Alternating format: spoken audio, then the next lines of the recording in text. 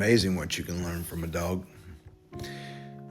Today I give you an idea of my routine. In the mornings, I'll get up and let my dog out and come back to bed, and then immediately he'll come back in there and lay down beside me. This morning was different. I noticed it was taking him a long time to come to me, so I started calling his name, and he proceeded to ignore me. So I got up irritated, and I went into the living room where he was at, and he was wrapped up in my blanket. And I said, well, if you don't know your name and you can't come when I call your name, then you ain't laying on my blanket. And I took the blanket away from him, laid it over the back of the chair, and I said, now come on, let's go. I went to my bedroom and I laid back down. And that voice that I know said to me, could you imagine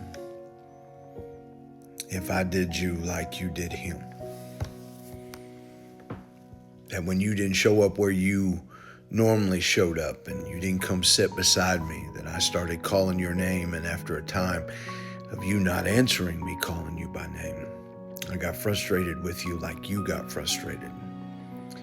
And I came in there and found you, and I took the things that you had wrapped yourself in and found comfort in away from you, and said, maybe you'll learn to recognize your name when I call it.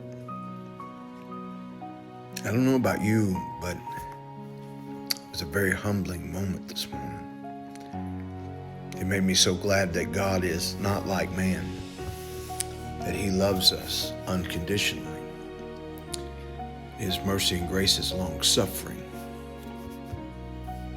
Because you know what? There's been many a times in my life I can say I have been guilty of hearing him call my name, but I was too busy with what I was wrapped up in to respond to him.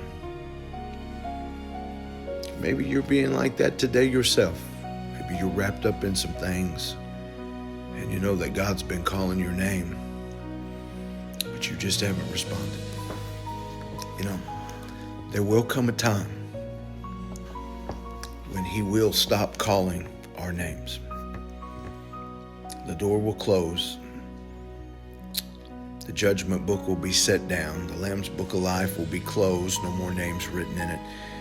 And there will be a judgment in that moment. You'll wish for a moment like today that he would call your name not just once, but over and over again. So I challenge you today. Respond to the voice of God in your life. Give him your first fruits and watch how he turns your life around. I hope this helps you today. Like and follow for more.